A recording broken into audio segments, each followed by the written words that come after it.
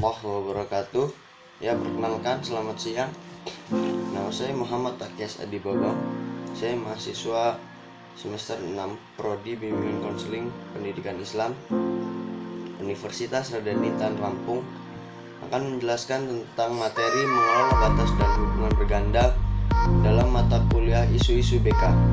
Baiklah, langsung saja untuk materi yang pertama akan saya jelaskan.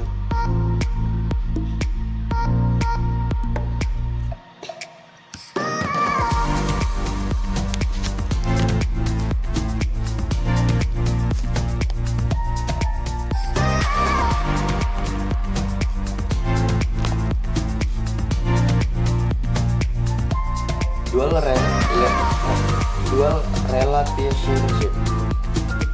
Definisi dual relationship.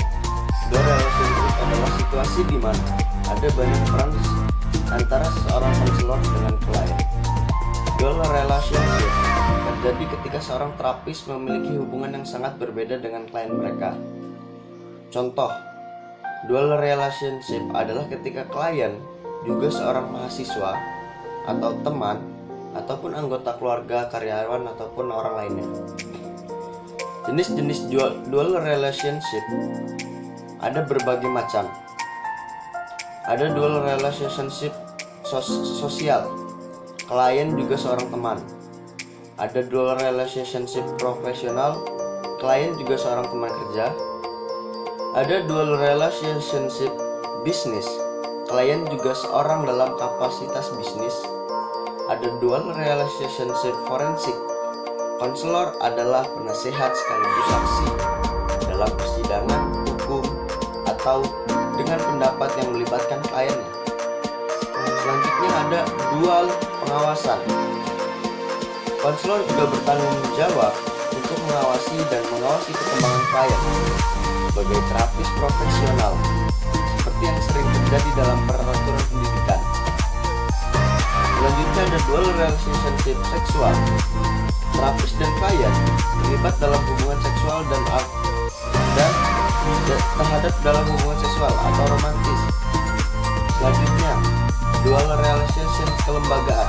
Seorang konselor biasa menjadi penasihat pengacara atau penjara dan penilai pembebasan masyarakat.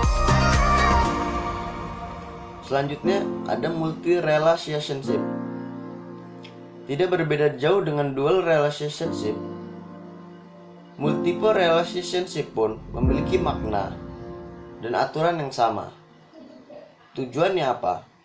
Tujuannya adalah pengambilan keputusan untuk membantu terapis dan konselor mempertimbangkan potensi hubungan ganda atau untuk menghindari hubungan yang eksploitatif.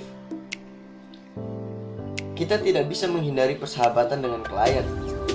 Namun, jika sampai persahabatan itu mengganggu dan merugikan proses konseling kita, bila perlu, jagalah jarak dengan klien. Selanjutnya, hubungan sosial dengan klien. Sebagai makhluk sosial, kita tidak dapat menjalin hubungan sendiri. Kita selalu menjalin hubungan dengan orang lain, mencoba untuk mengenali, memahami kebutuhan satu sama lain, bentuk interaksi serta berusaha mempertahankan interaksi tersebut. Dampaknya ke interaksi sosial. Selanjutnya, interaksi sosial berdampak kepada hubungan sosial. Hubungan sosial merupakan interaksi suatu antara hubungan sosial yang dinamis, yang menyangkut hubungan-hubungan antara perorangan atau kelompok manusia, atau antara orang perorangan dan kelompok manusia lainnya.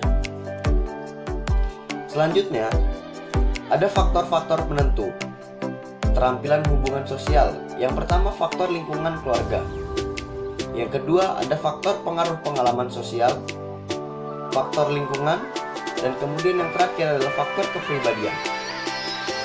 Interaksi atau hubungan yang terjadi antara klien dan konselor adalah suatu hubungan yang sejajar. Dalam hal ini yang terjadi adalah hubungan perkawanan, namun dengan tidak melupakan unsur profesionalitas. Selanjutnya, ada konselor yang tidak bersedia melakukan hubungan interpersonal secara efektif. Tugas dari konselor adalah menciptakan hubungan yang baik dengan konseling, sehingga antara keduanya merasa nyaman. Dalam teori sebenarnya, hubungan berarti menyediakan suatu jembatan dasar dalam mengaktualisasikan kepribadian dari dua orang yang menciptakan suatu kontrak. Perkembangan sosial merupakan pencapaian kematangan dalam hubungan sosial. Di sini ada karakteristik dan dimensi hubungan dalam konseling. Yang pertama, person technical balance atau personal keimbangan teknis. Yang kedua, intellectual kompetensi